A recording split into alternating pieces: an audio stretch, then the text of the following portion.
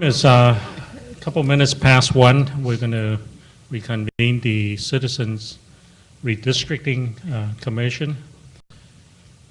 All the individuals are here from this morning, so I don't think we need to do another roll call.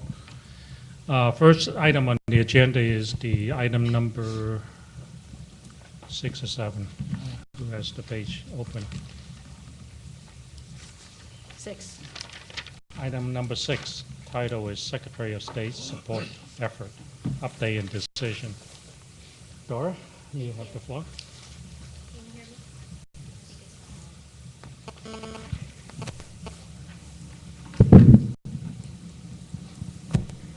That means, Peter, you can't ask me a question. Let me go first. I have a gift for you. I know you've been waiting for this. This is for Dan.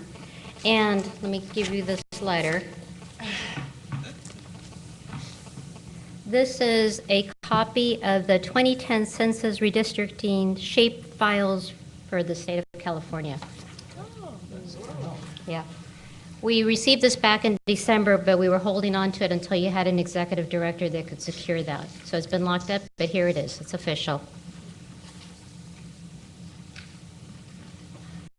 So let me start with the travel.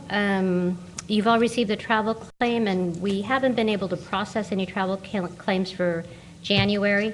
Now remember, December travel claims are being paid by the BSA, but January travel claims are being paid by SOS on your behalf. And we still have to finish setting up the structure, and we're very close to doing that. So I'm hoping that that goes through within the next day or two. We're very, very close to that. That also applies to your per diem. We have to set up the structure. Again, we have to get approval on all the positions, the position titles, and that has to be submitted, and that would be, again, hopefully in the next 2 days. I understand you're going to hire more staff, so I've sent the job bulletin template to Dan and Ann so that they can go ahead and make modifications to that for the new hires, and we can go ahead and post that when it's ready. Next week, you'll be approving the salary schedule, and I'm hoping that maybe we can send that to you soon so you can have a look at it. It's simply a listing of all the not classifications, but different positions that you might use and the corresponding salaries. So it'll give you a lot of latitude. If you approve that, it's required by controllers. They'll accept that, and then when we establish positions, we'll use that. And that also applies, so once that salary schedule is approved, then we can go ahead and key in the position. So we'll go ahead and key in commissioners, we'll go ahead and key in Dan, and then I think you hired somebody new today. And I'm sorry, I can't remember his name, but I think you have a new hire. And that, because they have to be entered into the controller system before pay can be issued, because they actually track all the payments, issue the W-2s, do the withholdings.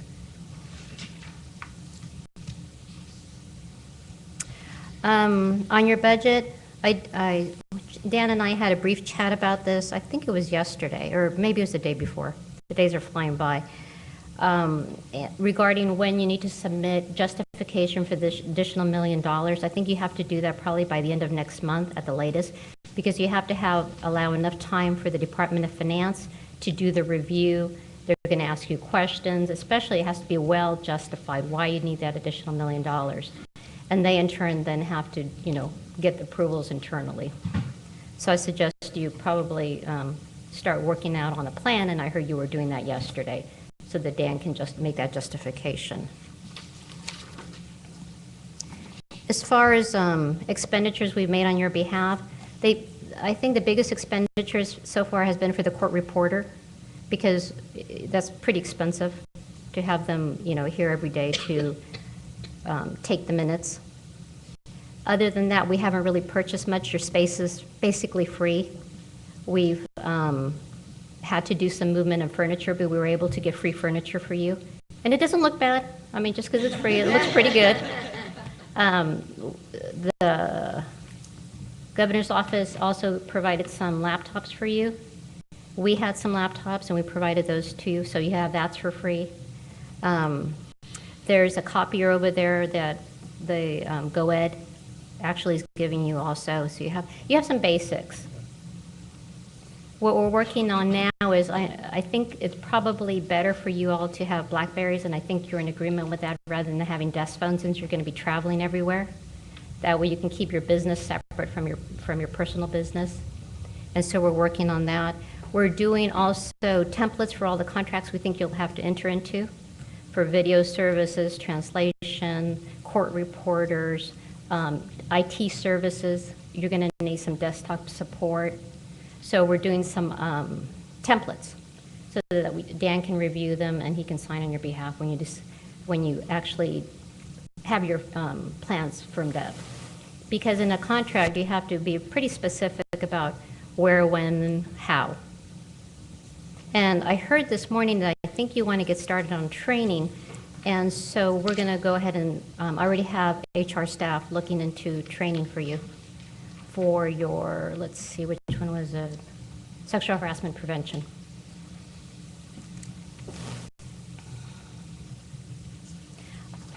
And our IT staff has said they'd be more than happy to meet with Dan when he has some time to discuss also video streaming services and like a web administrator. So as soon as he's freed up, we'll meet with him and get that rolling as well. Now, once you have staff hired, it'll take, I think it's going to take about 5 business days to transfer the line, the 866 line over to the new site. So it just takes a little bit of time to get it through the phone company, but we'll start working on that as soon as we know that Dan has hired that staff. Oaths have been filed, and I think that's pretty much there on that part. Now, I have 3 contracts that I'd like for you to approve. The first one is for accounting services. It's with the Department of General Services. They actually have a section that's called Contracted Fiscal Services. They're there to provide accounting services for small agencies, small commissions. It makes more sense for you to contract with them than to hire someone to do that for you. Because if you hire someone and they leave or they're on vacation, then you're stuck. You're stuck. So it's better that you contract with them. They know what they're doing.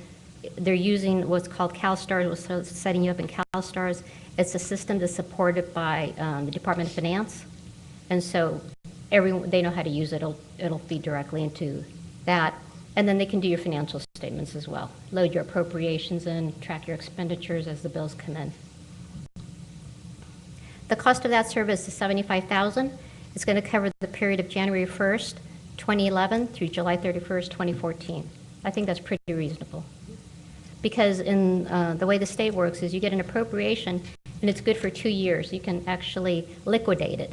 Doesn't mean you can spend it, but if you set aside services and they haven't been paid, say the invoices are late in coming, they'll go ahead and take care of that as well. So I suggest you approve it. I think it's a reasonable amount for that service.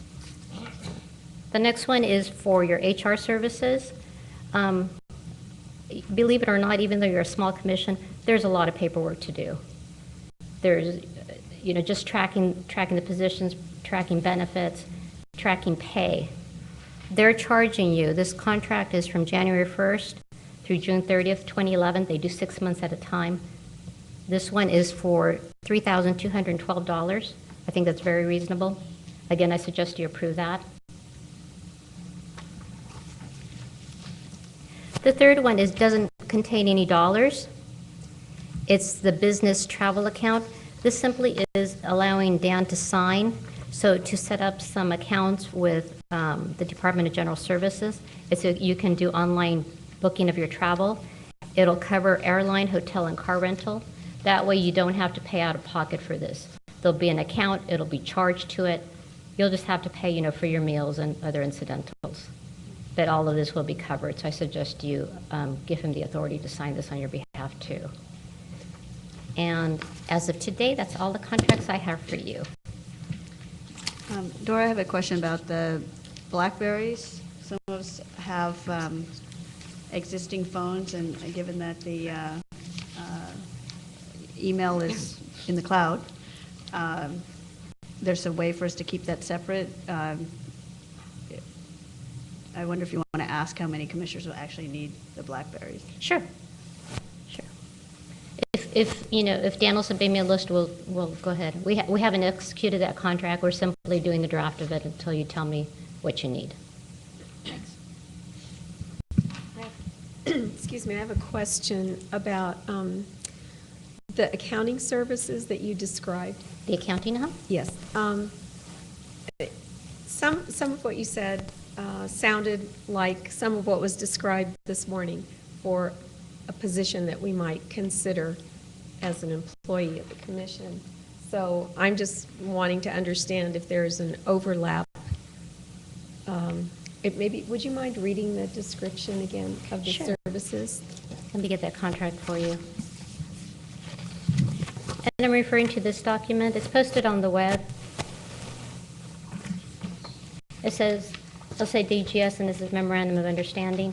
And attached to it, you'll see two columns. One of them says CRC, one of them says CFS. Contract of Fiscal Services is the service that will be provided to you. CRC is what you will do, the commission will do. And if you want to see it, it's also posted on the website. So for instance, Copies on the back tables. Okay, you do have that. I still have the question. Sure. As to whether any of this is a duplication of service, and I don't know if that's something for Dan to address, or, it just, the description sounded to me the same. Maybe I'll let Dan, well, maybe we can both cover that. This, well, I hate to answer on his behalf because I don't know exactly what he has in mind, but I can tell you on this contract, when a bill is received, someone has to enter it into the system. So let's say you purchase your BlackBerries, the bill comes in, it's approved for payment, and then it's entered into the system so that you can generate reports and track your expenditures. At the end of the year, then from that information, you get your trial balance and so forth, and then your financial statements. So they'll be doing that for, they'll be keying in the invoice once it's approved and giving you monthly expenditure reports, and then at the end of the year, they'll be doing the financial statements. So maybe what Dan has in mind is the front end of it, which is getting the invoice and approving it for payment. But I should let Dan answer that. Actually, I don't want to guess. What I had described to the commissioners was the process of having an individual that would be gathering. One of the duties would be to be gathering the TECs, pulling them together so that they could be presented on this contract. That was the understanding that I had, that we would do all the upfront work and then transfer it to DGS, and then they would key it into the system. Is it your understanding that they're going to do more than that?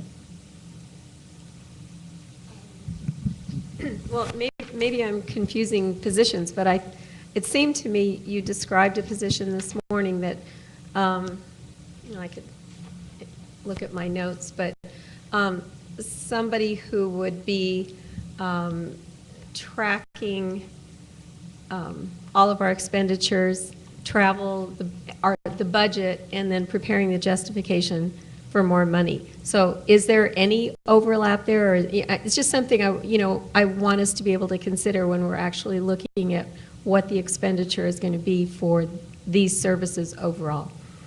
Do you want me to help with that? Please. Okay. I think maybe what Dan has in mind is that, and I'll just use an example that makes more sense to me, is internally we have the Secretary of State's budget. But before all those invoices go to the accounting shop, we're also tracking them to make sure that I'm not going to overexpend ahead of time. So as people are, as the divisions are saying, I need money for this, I need money for that, we're setting it aside and doing projections to make sure that these expenditures at the end once they're paid doesn't blow the budget. So I think maybe that's what he's thinking is, doing the upfront work so you don't go there. Because you're going to be, it sounds like you're going to be traveling a lot, you're going to be moving fairly quickly, and you need someone that's going to be tracking those expenditures. You don't want to have any surprises at the end. You would be in a whole world of trouble if you blew that budget. And in addition, the position that I had described was also an individual who would help us prepare the budget proposal for when we go for, when we request the augmentation, an individual who understood the basic rules of travel expense, so that if there's an error, we don't send it forward and have an error with that. Basically, just a person does the front end work, and this system's going to pick up the accounting for it. So Dan, can I assume then that every time the commission meets, we'll have a financial report from you? Yeah, I think that would be appropriate. I hadn't even thought it through to that level yet. I was just thinking of staffing and things that needed to be taken care of. But certainly, I think it would be appropriate if you knew where you're at. Yes, I would think so.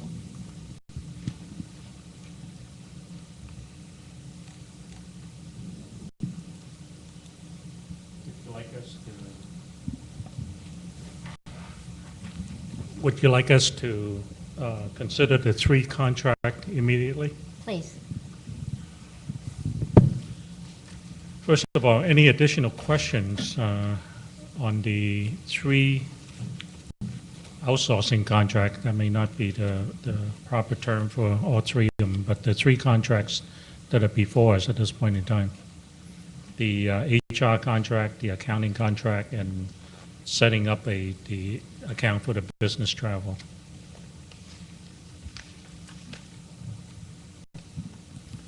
I would like to entertain a motion, if that's the case. I'll move that we approve all 3 contracts at this time. Second. All right, seeing no one in the audience, I'll bring it back to the commission for further discussion. If not, let's have a show of hands in the voting process. Those in favor of accepting all 3 contracts as motion, raise your right hand and say aye. Aye. Aye. Opposed? Abstain? All right, the 3 contracts are considered approved. Thank you. Any other decisions that you think we need to make above and beyond the 3 contracts at this point?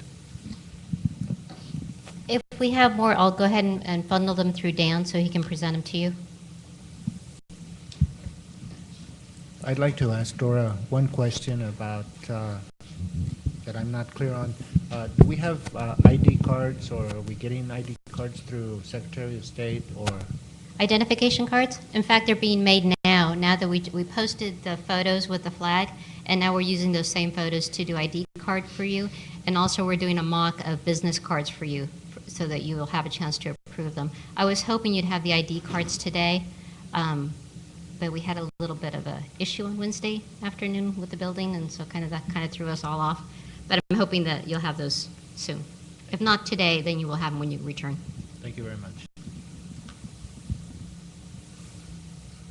Thank you. Thank you. Thank you very much.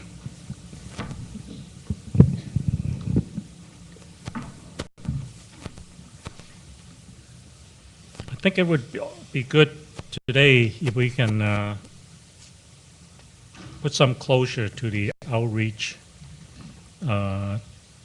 subcommittee outreach activities so that we can start either the formation of the subcommittee and or start coming up with a framework as to how we want to proceed in terms of doing the outreach activity. So if somebody has a opinion or has a concept of how you like us to move forward with the outreach, please share it with the rest of the commissioner. Maybe it's useful if we talk about format for the meetings and maybe the form in which we would like to receive input.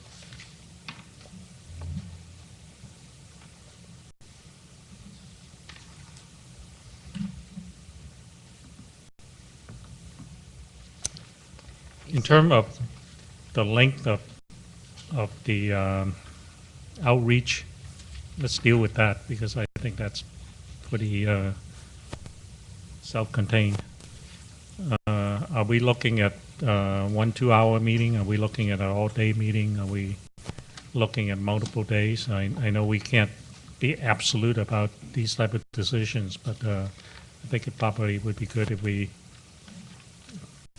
kind of bracket in as to what we think it is, and then take exceptions as compared to just going into it without any guidelines. So,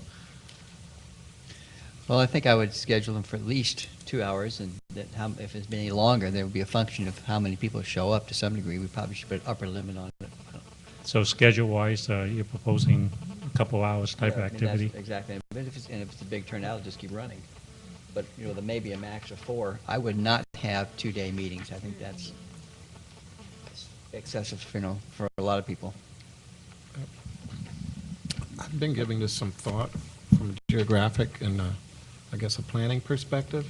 I like the idea personally of having actually 2 meetings on a Saturday so that we can get the most out of that day's time that we spend from perhaps 9 to 12 noon at one location, looking at 2 counties, making certain that every resident, every citizen in those 2 counties, 2 adjacent counties are present, and perhaps a second meeting from 2 until 5 at another pair of counties in that vicinity. That way, between the 14 of us, 4 counties apiece brings us to whatever that number is, 56, which is close to the 58 counties. So I'm just throwing that out there as a possible suggestion, looking at it geographically. I know that's doable for me to have one of 2 Saturdays, having 2 meetings from 9 till 12 and from 2 to 5. That's not taxing to me. And then a second Saturday, 2 more counties, adjacent counties, invited from 9 to 12, and also again from 2 to 5. That's doable with my work schedule, having a 9 to 5 job as well, to maximize my use of Saturdays. That's a suggestion I'll throw out there.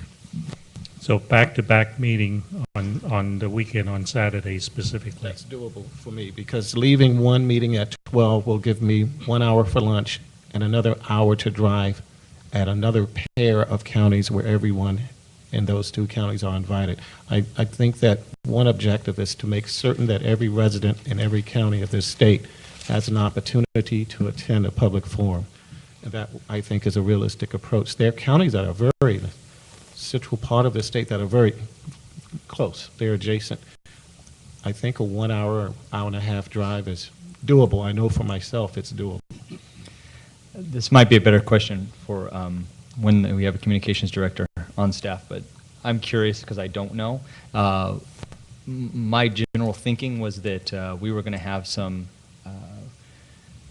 I guess, a consultant support in identifying, entertain some different proposals on how we, with data that would give us some ideas on how to best blanket the state with our vision, and that them then understanding all the requirements that go along with taking the show on the road, if you will, taken into account, we might be able to define that better. But how much consultant support are we going to anticipate in figuring this out?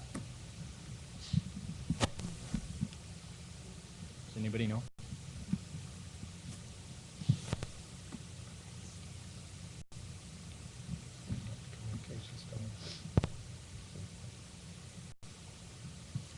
I mean, I certainly think that we should try to take advantage of experts rather than trying to invent the wheel ourselves. I agree.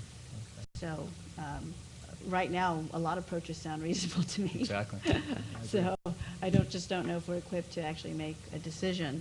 I mean, I think the things we can think about are how long the meetings should be and the format of the meetings and things like that. I just don't know if we can make a decision on that. Mr. Claypool? We had discussed yesterday, or the commission had discussed yesterday, the waiting for some expert advice from your consultant. And you also today discussed having people coming in and giving you some training. I think that part of that training certainly should be someone who can give you an idea of the types of meetings that you're liable to run into. For instance, we just discussed a 2-hour minimum, and then but going as long as people need to go, which then might run counter to having 2 meetings in one day if you run into a meeting that you can't control, that won't stop.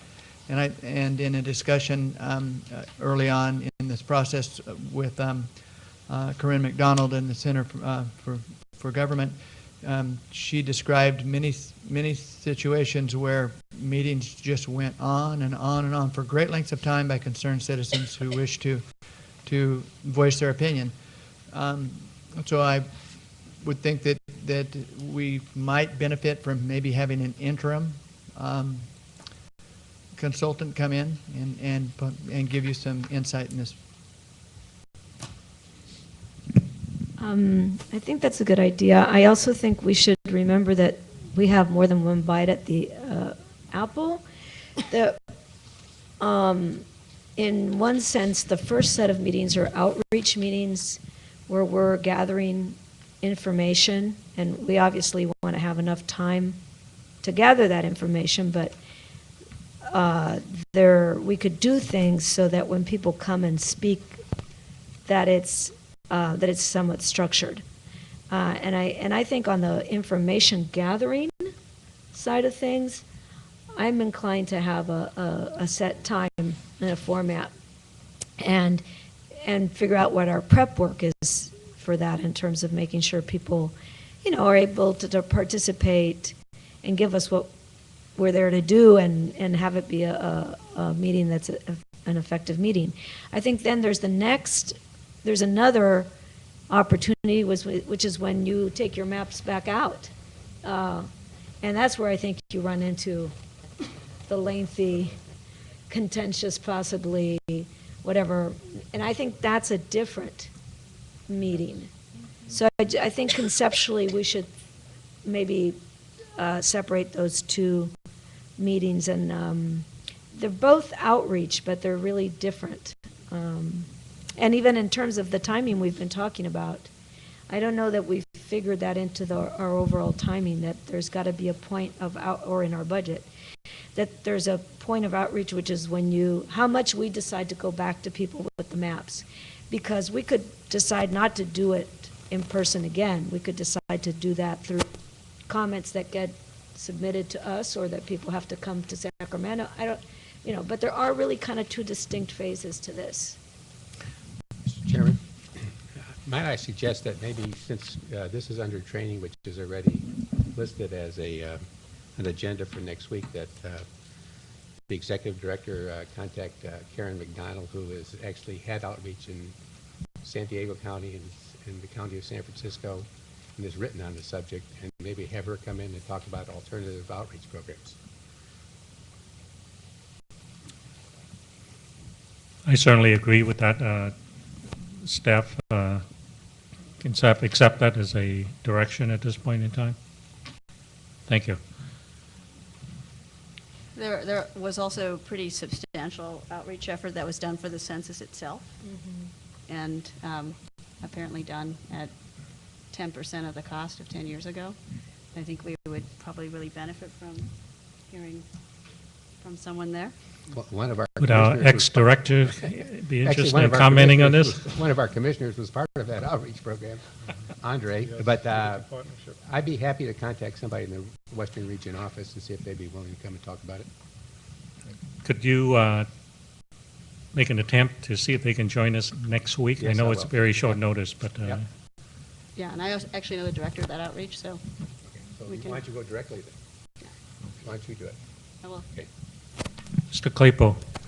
So for clarification, we are going to invite both individuals, or, okay. The other thing I'd say is that I was a little bit disappointed when we had staff check. I had assumed that given how central public outreach is to the entire process, that we might have more feedback from the public around ideas on this topic. And when we checked earlier today, there had been no public comments in the last 24 hours, and there were only about 20 people watching on the live feed. So, I mean, I think perhaps to go on record saying we'd like to invite, maybe we can send an email blast also to, and maybe if you're sending multiple things out, you can condense them around inviting interested members of the public to submit written comments around methodologies for outreach that then we can take into consideration as we move forward.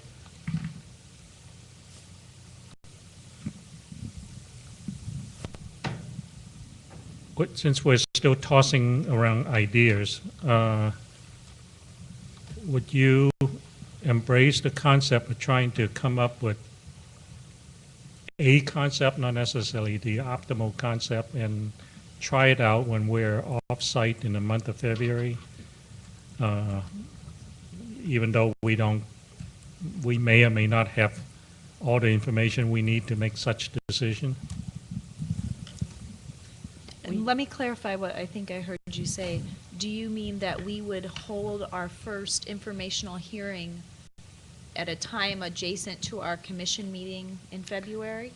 My thinking is, because we are going to be off-site, we are going to be at a location, even though we can publish our agenda precisely, there may be perception out there that we're there trying to reach the community and trying to get input and so on. So it probably would behoove us to certainly do the reasonable part of any outreach program that we would want to do, and perhaps we can use that meeting to try out some of the things that we want to try, including solicitation of questions that we want to ask of everybody. And so again, it's just a thought. I understand that we want to construct a program and then perform to our plan, to our agreed upon program, but one of the things we could consider under the training agenda is we could do a pilot where we would, as part of the regular meeting, set a pilot aside for an hour or two of outreach and actually engage the public in part of our pilot as part of a training program. Do you feel February is way too early for such activity? I think early February is. My concern a little bit, and this may not even come to fruition, but if we do start mixing the outreach with regular commission business, we're on a limited time frame, and I would imagine that would be setting a precedent that would have to continue that with future commission business meetings. So if Claremont has the opportunity to provide feedback, then I'm sure Oakland would want to have an opportunity for feedback, and San Diego would want an opportunity. I guess I'm just thinking in worst case scenario, if we did set that precedent and we got had to spend if we ended up spending a couple hours getting feedback, we have enough time to do business too. That's why I suggest it be listed as a pilot, not as a. Okay. Yeah, it's all for the purpose of training.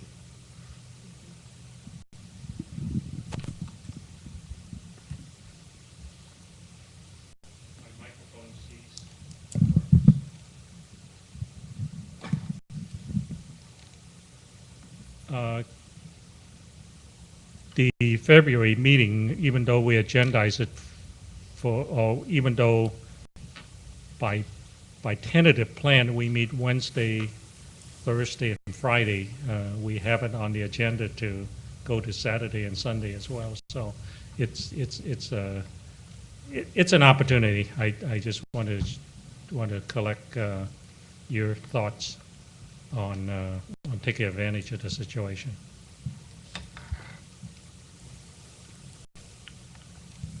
Okay. Anything else that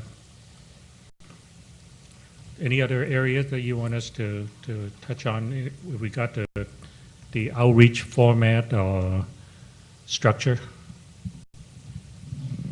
Yeah, I think that's worth having a little more discussion. I think Commissioner Blanco's points are well taken. We're going to have a phase that, let's describe that as input.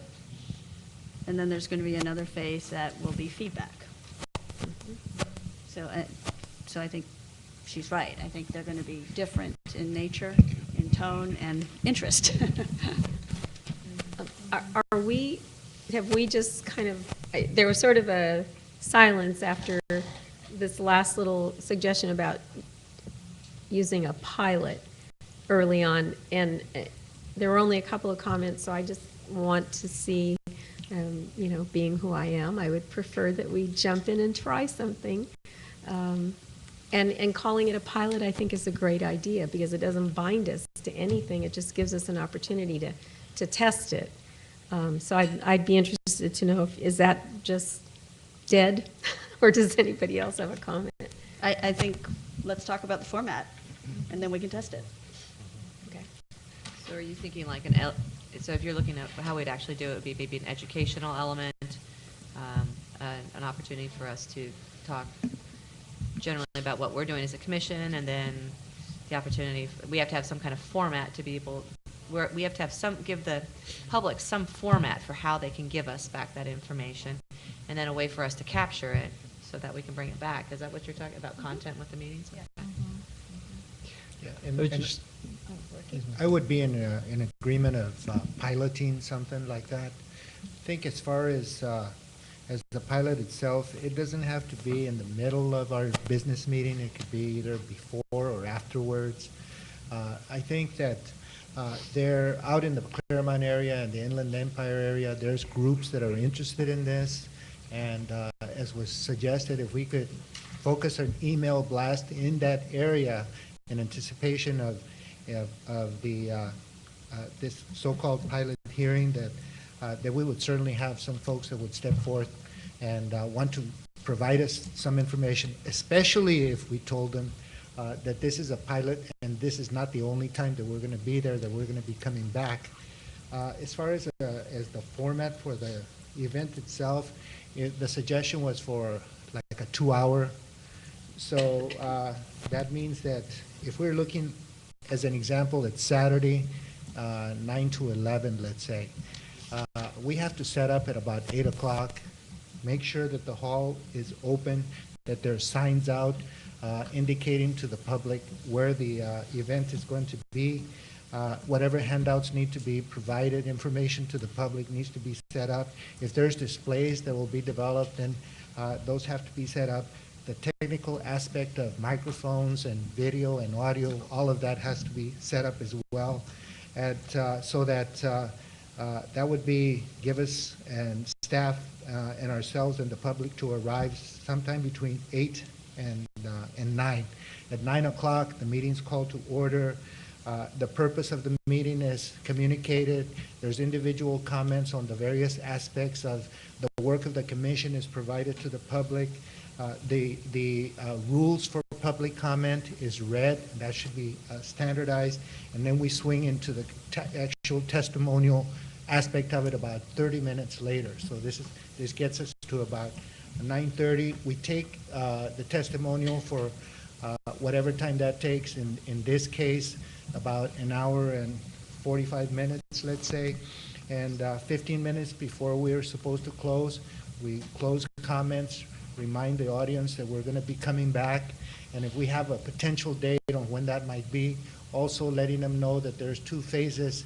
This is the input phase. The feedback phase is coming along further. So as a format for a sequential kind of agenda, to me, that kind of fits what we're trying to do.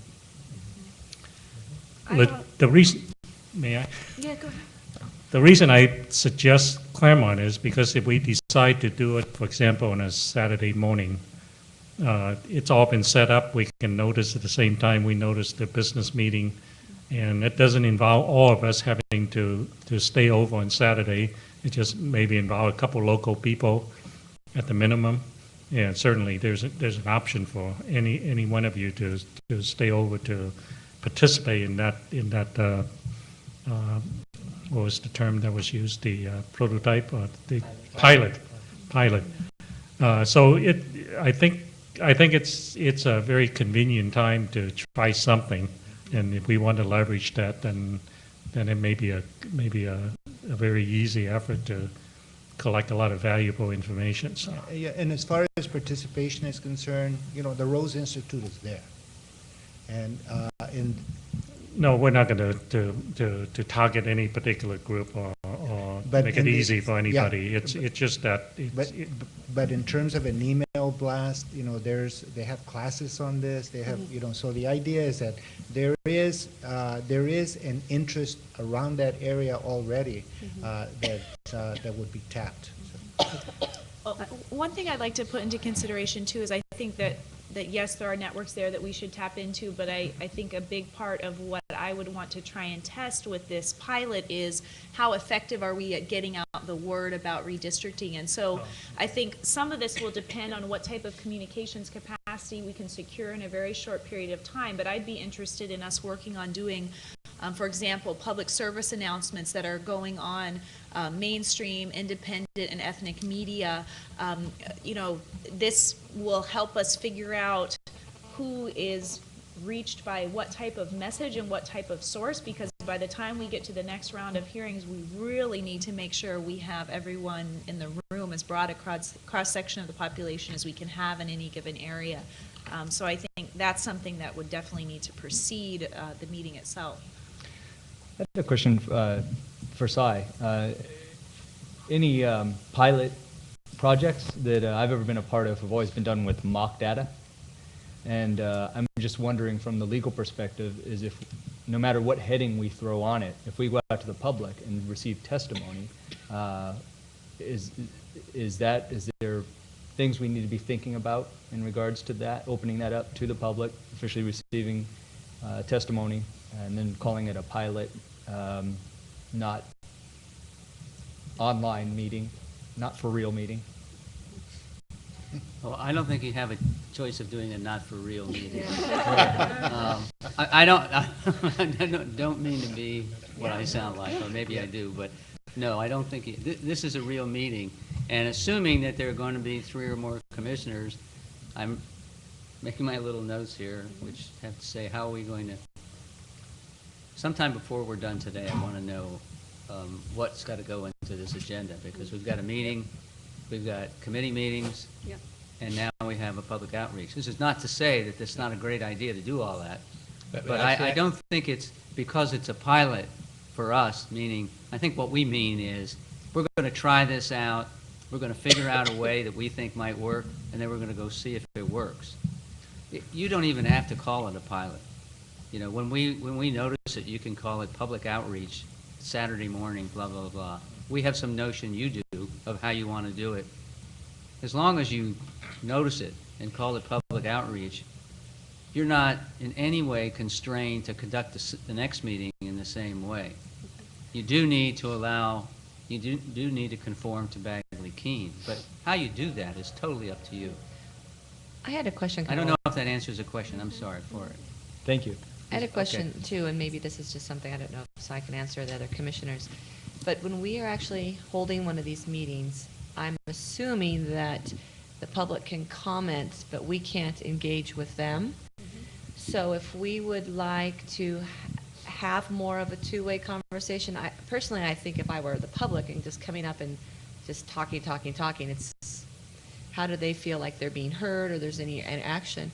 Can we have a consultant or someone else be the mediator or facilitator for us? Is that something we want to do? I mean, I don't want to make this too complicated, but I'm just thinking if we, I don't know, is there some way to address the fact that we can't address the public? I guess that's kind of where I've felt in my initial statement that although I completely agree that it's important to talk about structure and get out and take advantage of every opportunity to address the public and take testimony. I mean, that's the core of what we're about. So I can't wait to do it. My understanding of how these kind of setup processes go, though, is that we hire a communications director, and just like we have with the executive director, and the first thing they do is we make this a priority for them, and they go out, they get consultant presentations. Those are made to us. We then take that data and we say, hey, we want PSAs. Hey, we want to, amend or add this, and then they make it happen. people that have done this. That, I mean, certainly there's other agencies that go out and take testimony from the public.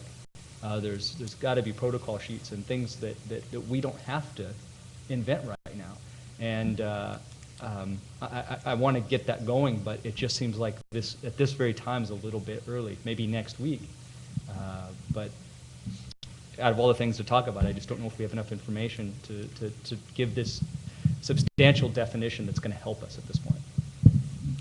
Just comment on the schedule for this pilot activity. All we need to do today is perhaps reach a decision that we're going to do a pilot in February and have enough information to place on the agenda to meet the requirement. We have all next week to decide as to what the pilot looks like and on and on. So we're not trying to design the pilot today. If there's no interest in doing that, then the next week's agenda may be different, okay? I would like to see it just at least get it on the agenda. We still have time to think about the actual process. Yeah, and maybe we could get a location, would be helpful. The location is at the same site as the We'll have it at the general same meeting site? Okay. in City of Claremont at the Claremont Colleges. And will we have a more specific location in the next few days before we can? Yes. Okay. Yes. Great. Yes. Thank you. I'm just concerned when we talked, in terms of timing, I don't know if we have to call it a pilot or we internally know that this is a model that we're testing as we go along. I think we should not really continue to call it a pilot. There's just something about that I don't know. Although I like the idea that we aren't wed to whatever we do the first time, that we can continue to learn. In terms of the timing, one of the things we discussed yesterday is that when we go out and do the first set of, these input meetings, that we should know something about the communities where we're going to be holding these meetings, like some preliminary, and I don't even know if all this exists. You will know, Vince, but preliminary data about, well, one, what exists, what are the lines there, and whatever, and even who represents whom and all that, but also to the extent that there's any preliminary data at that level, which I think there may not be.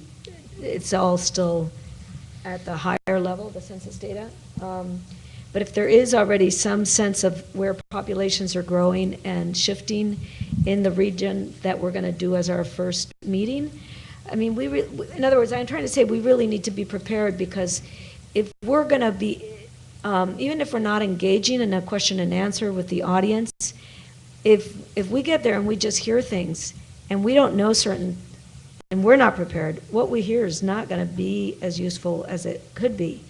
So I want us to talk a little bit more about what we need to do for us to be ready, not logistically, not time-wise, not public notice, but what we need to do to be ready to receive that information in a way that is useful for us. I mean, is it the community of interest crash course? Is it some basic data about how many districts are in here, how many senates, what's the congressional, when was the last time it got redrawn, that kind of background before we went. Again, the earliest time or date that we're likely to be able to pull off this initial program, quote-unquote pilot program, is February the 12th. My date is correct, so that gives us pretty close to 3 to 4 weeks. So if we make the decision that we're going to proceed with it, I think given 3 or 4 weeks, we're likely to be able to pull together all the data that we need, assuming that we decide to make this one of the priority tasks. Okay, so whatever outreach meeting that we're going to hold between now and April, we're in essence running with whatever data we can get our hands on, and it's unlikely that we're going to get any better data until the census data is available. Maybe Commissioner Baraba can share with us the quote-unquote the currently available data that we could possibly use in terms of sharing with the public. I would say there's approximations of what the data is going to look like that would be available to us early. The purpose of bringing up the idea of doing a pilot was for us to decide what it is we need to know, we have to have some experience. And rather than finding the reasons why we can't do it under the rules of the operation, we ought to find out what we can do. And it seemed to me that if this thing is agendized as we're training ourselves on how to do the job better, then we're consistent with the intent of the baggage cleaning, things of that nature. And we're going to learn some things by doing it that we can't anticipate right now. So we're here to represent the interests of the citizens of the state, and that means we might want to take a little risk now and then, because I think they got us here to get the job done, not to find our way through the maze of regulations. Can I move that we put it on the agenda, so that we can put it there on the agenda, and if, as the date approaches, if we feel like we don't have everything that we need to be comfortable to do the presentation, we don't have to do it, but at least for now, we can put it on the agenda with the intention that that's what we're moving towards. If I take action on the latest comment, let me give Mr. Claypool an opportunity to chime in. Just a point that might give you some solace. One of the functions that most of the consultants offer is an indexing of your comments when you hear public testimony. So they're going to index what was said and put it in some type of context for you, so that at a later period, when you're discussing that particular area, you will know what comments pertain to the lines that you're talking about drawing. So I just heard the comment about being worried about not knowing a lot about the area, and I understand wanting to be prepared, absolutely. But at the same time, in this first, or in these initial endeavors, if once we get a consultant on board who's going with you and doing these things, it's my understanding that they would be acting as that intermediary for you, but also indexing those comments so that you'll have them at a later date at your disposal. Just to address Mr. Brava's comment as well, I know I've been the voice kind of causing a problem with this, and I just want to make clear that I agree with you. My comments are strictly not designed to find reasons not to do it. Actually, I'm right in line with you with the goal, is let's make it as efficient as possible. So the thought being that I was just trying to avoid a conversation about what equipment do we need, what should the structure format look like when we know we're going to have consultants coming in that have already done this and in learning lessons, being professionals at this, hopefully there'll be a lot less to learn once we have their opinion on board. So I was just simply trying to avoid inventing a wheel that we don't need to, so we can move on to other matters. Sorry if it came off otherwise. Don't ever be sorry. I wonder if we want to consider having an evening meeting instead, too? Would make for a long day, but... I mean, well... And that may allow more commissioners to be present, especially if we're, testing the few initial ones. We can certainly have an evening plus the second one on the weekend being a trial activity. So I do not think we necessarily need to make that final decision, but I think by Wednesday next week we probably should do that in order to meet the agenda posting requirement. Yeah, and if we consider an evening meeting, we would have to adjust the hours on the meeting. Right. There is a motion on the table at this point in time. Michelle, would you care to restate your motion? Just that we go ahead and put this, I I guess we're taking like pilot, to put this on the agenda, and that we can make a determination before the actual meeting if we have enough of the information that we need before undertaking the actual first outreach. We can make a determination whether we go through with it or not. But for now, just put it on the agenda for the Claremont. Is there a second? There were two. Thank you. Any further discussion? Second squared. All right, no one present before us in the audience, so if there are no further discussion, let me again do a voice vote. Si, if you have a comment before we take a vote. Just a quick question. Maybe we can deal with this after the vote, too. I just want to know what you all would like to call this. I've written down public outreach meeting. I just want to throw it out there now. Go ahead and vote. Tell me, just so I know. How about initial outreach meeting? To receive public input? I mean, do we want to start distinguishing between our input meetings versus our feedback meetings? Well, I think there has to be a little more definition so the public understands what it is, that this is their time. Because at every meeting, we ask for public comment on everything. And this is something entirely different. So I think, I'm not sure what to call it, but I think it should be something. I do think we have time next week when we get back together to pin this down more precisely. For the time being, the motion is to go ahead and proceed as if we're going to follow through with this and plan for the activity accordingly. I think it's been motion and second. Any additional discussion or comments? If not, all in favor of proceeding with the initial outreach program, raise your hand and say aye. Aye. Aye. Opposed? Point of clarification, just yesterday we said that we would hold the first ones in the Section 5 counties, so just, I want to make sure that we are clear that this is not, because we did actually make a decision yesterday, so I want to just make sure the record's clear on that. That's why this is a pilot. All right, let me void the previous vote and continue the discussion. Andre? Okay. No, just one other additional point of clarification that we keep in mind what Commissioner Columbus Malloy said about doing initial outreach with Mr. Claypool's limited staff at this point, that we take in consideration the extent of outreach this will entail based on he alone and perhaps Raul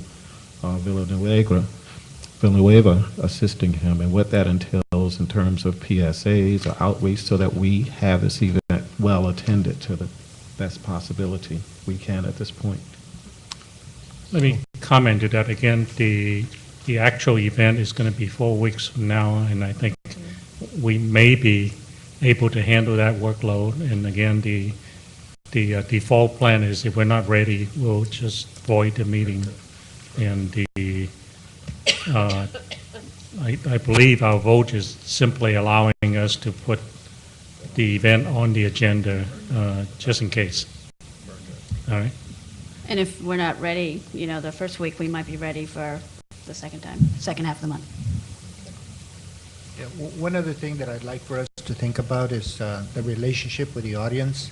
I mean, I can see us sitting behind these desks, which is already problematic in terms of communication, but and having individuals come up before us and for us to kind of, in some cases, look glum and take that information, and so that might be listening, but there's such a thing as active listening. Mm-hmm. Active listening is where you have some connection with the reality of the individual that's before you, and certainly some interest. And this is where Ms. Blanco's suggestion about having some background information is, I think, is something that we need to have. Other things there, we may have somebody a consultant that will kind of voice some of our questions, perhaps, but I can envision a situation where somebody comes and says that, you know, for example, that they belong to a deaf and hard of hearing organization, and that they represent a community of interest. And, you know, the logical question is, you know, what is the extent of your community and what is the location of that community? And, you know, those are just basic questions that, you know, you're not walking into any kind of minefield as far as, you know, you're not leading them. You're just asking clarifying questions of the audience. So I would argue that there should be an active kind of process between the commission members and the public, so that in fact they feel respected and they feel listened to. So I would ask that we kind of think about that, and whether we get a consultant to respond to that question, or whether it's something that we discuss later, which I would recommend. I think that's an important aspect of outreach. Along those lines, we had a discussion a little bit at lunch just about the fact that we're all pretty wedded to our laptops in these sessions, but that in the public sessions it would be the greatest courtesy to close them. Back to what Commissioner Aguirre mentioned about rules for public comment, I mean, I think that, you know, if people feel ready to discuss this now, that would be great. If not, we should discuss it next week. But to the degree that we can provide very clear guidelines for how we want to receive the information, like which community of interest are you, I mean, literally give them a set of questions that we expect them to, you know, provide their public comment in that format, so that we can, it won't, you know, it will kind of relieve us of having to ask the same questions of every person if they know there's a specific format that they should be providing their comment in. And that's what I was hoping we would get to when I mentioned format. Should we discuss format a little bit, or do we think we need more, the consultant, before we discuss format? How would you like to deal with the motion that's before us at this point? Do we want to Oh, that's right. to make that decision, and then we can jump on to the next topic, or do we want to withdraw it and then come back later with regard to agendizing the meeting for February? Let's vote on it now. Call for the question. All right. Those who are in favor of preparing to agendize the meeting, or to the initial outreach meeting for the second week in February, the date and place and time TBD, please raise your right hand and say aye. Aye. Aye. Those opposed? Abstain? All right, the motion carries. Let's continue discussing the format if you so wish. For the balance of the day, I think we have a couple more hours approximately. Like to get us deep into this topic of outreach. Certainly the format is part of that. Certainly how we are to organize to address this topic of outreach should be included in that discussion. Whether we do it as a sub-team, as an entire group, and we can even dive into discussing the topic of outreach. I think it's up to you lead us where you want us to go. I'm basically addressing the entire commission. Let me ask a question about your comment, Mr. Chair. Are you saying that, which I heard you mention earlier, and I'm asking if you're raising the question again of whether the outreach committee should be the whole commission as a whole, or whether we actually need a committee, a subcommittee? When the vice chair and I looked at the agenda for today, this was last night, we kind of questioned ourselves as to whether we should continue in the direction that we took the commission, which is saying that we should have a outreach subcommittee. The indication is that there are many of us that are interested in working on this topic of outreach. Perhaps if there are enough of us that want to get our hands directly dirty with regard to working on the outreach, then maybe it should be a commission activity as compared to addressing it as a subcommittee.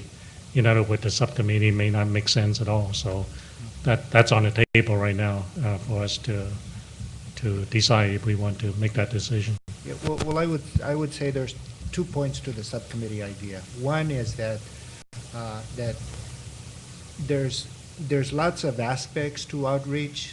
Some of those concern, some of the work is going to be done by some of our staff, but certainly we're going to have as a commission, let's say subcommittee, some input into the handling of all the regional approaches and scheduling and all of that. So I think that one, there's lots of work that goes into outreach that could be better handled in a committee that would then advise the commission, and then we would make the decisions. The alternative to that is that all of that discussion that happens offline is going to have to be discussed within the time frame of our regular, meetings, which might be overwhelming in my sense. So I'm not arguing that we should not, as a commission, be involved in the outreach process. All I'm saying is that there's a lot of work that could happen offline that would still give us, of course, the control and the decision making on how the whole outreach process is going to be. So I would argue for having a subcommittee. The fact that there's so many interested individuals in the outreach process is probably the basic reason that we all applied for this commission, is that we're all interested in outreaching. I think we're all interested in making sure that Californians have the ability to vote and the ability to select their representatives. I mean, that's the basic thing. But so I would argue that in terms of efficiency, that the subcommittee would be better, with better service. Can I see if anyone else is interested in?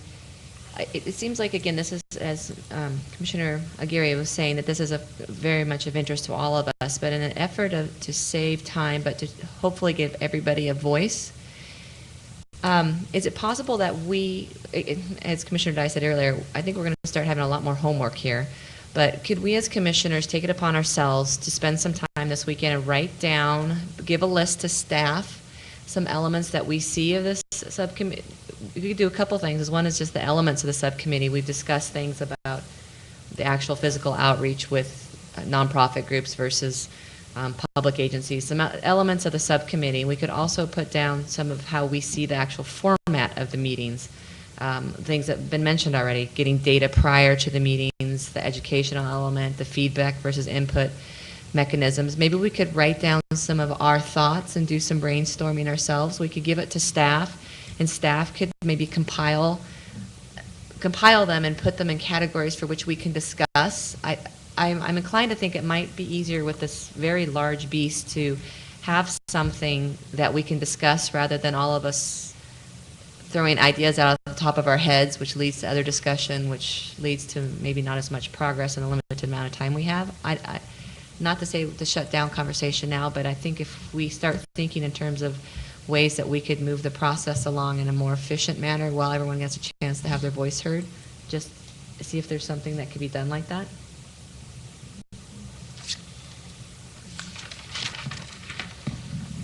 Additional thoughts? Sounds like a good idea.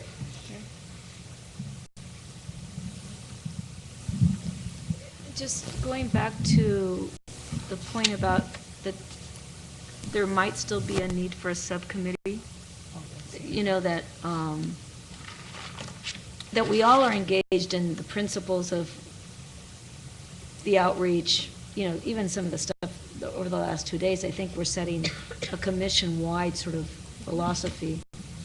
around the outreach, but there might be things that a subcommittee could really, once, if we think we've arrived at our philosophy, that the things like going to the source of the data and getting it, identifying the data that we all need to, we think we need to have available to us. Proposing a structure to us about how do we do this active listening, and proposing to us, do they think we really should structure the agenda in the way that people speak to particular topics versus keeping it really open? Those kind of things maybe are subcommittee things once we agree on some broad strokes. I'm not sure, but it might be that that's partly. Maybe if once we get a lot of information back and have something to work with, we can more easily task the subcommittee with specific things. Yeah. Because I think we'll find some of these commonalities and say, this is what we can do as a full commission, this is much better in a subcommittee, this is something for the consultants. We could start tasking that out. Yeah. So just a comment that we will need agendas for each of the committees by next Wednesday, too. Mr. Claypool? So as I understand it, you're going to wish the compilation of the comments on outreach. Is that correct? My thought was that the commissioners would take it upon themselves to send you their priorities for this outreach and different elements. I don't want to restrict it because people may have different focuses, but they could talk about the actual meetings themselves as well as maybe some of the philosophical background or things that staff could compile and then let us know a top 5, a top 10 issues. And we could it would be a starting point. It's easier to edit the document than it is to create it while we're here. Thank you. I misunderstood and thought that we would circulate what we had, but I think that's a sounder approach. Thank you. It appears that the commission is leaning toward having some subcommittee with a limited charter. I don't know whether that's a good way to summarize it or not, but not having the broad charter to oversee all the decisions associated with the outreach activity. I'm not sure it's a limited charter, it's just that they don't have decision-making authority. They never do. They're It's strictly that's the advisory point. Yeah. I wouldn't limit subcommittee the charter. to begin with. But if that's the wrong way of characterizing it, somebody help me with that. Well, I think the point of subcommittee, as Commissioner Gary pointed out, is the same for all the subcommittees, which is to do a lot of the legwork and thinking and be able to present an executive summary and options to the full commission so that, 14 people individually don't have to do this. The challenge that I think Commissioner Yao and I found is that if we look at the original list, a lot of people are going to voluntarily step off the outreach subcommittee. And if people are willing to do that, I think it's a great idea. If people are not willing to do that, then we might as well discuss it as full body, it's noticed for the rest of this month. Let's bang out some things. Per our latest list of preference of membership on the subcommittee, how many people do we have on the outreach subcommittee at this point? Just to clarify, we asked people to provide their top 3 choices, not including the outreach subcommittee. Oh, that was the direction. Okay, so we don't have that data. Some people did it and some people didn't, so it's probably not accurate. But if you look at the original list, it was, 80% of the commission. Well, this is not a commitment, but just have a show of hands showing who has continued interest in being on the subcommittee on outreach. Let's see if we have the same number of hands or not. 1, 2, 3, 4, 5. So, Commissioner Dyke, does that fit your? It's fewer than 6. Fewer than 6, right? All right. Instead of taking time to do so, can you make sure Mr. Claypool has your names on the subcommittee for outreach. All right, so we are going to have a subcommittee, and I think based on the comment, each of the members of the outreach subcommittee should have a pretty good idea as to what the rest of the commission has chartered you to do. Any further discussion on the subcommittee of the outreach activity? I wonder, Chairman Yao, if it would be useful at this point to use our time together to come up with agendas for each of the committees. I'm just worried that if we just ask someone on the committee to do it, whether that's going to be done by Wednesday. Let me see if there's an interest in closing off the discussion on the outreach subcommittee at this point. Mr. I just have Baraka? one quick question. At a meeting, if we are asked a question by a member of the public, are we not allowed to respond? You cannot take action or commit the entire commission. No, I mean, if we're at a meeting, and say an outreach meeting, we can, if somebody asks us a question, are we allowed to respond? We can structure any way that we want to, but the direction is that we can't answer on behalf of the entire commission. But to extract clarity on the questions being raised, we can't have that discussion. Yes, you can. I think in any kind of meeting, even the Feel better. formal meeting that's before us, we can ask clarifications and/or seek in-depth or ask in-depth question on any topic. That's not a restriction by Good. by any meeting by Robert Rule order or anything else that I'm aware of. Yeah, we're not allowed to promise I a understand. future action, but I think a point of clarification or reiterating information or a decision that the commission has already made. But in general, in holding any kind of formal meeting, you like to control that process, and a reasonably effective way of doing it is entertain all the questions that are asked, and then take time out, and if you choose to, address the priority questions as compared to just answering questions as they pop up. So it's a matter of meeting convenience. Yeah, I wasn't as thinking of compared to- answering questions. I was just thinking if somebody requested something and it wasn't clear.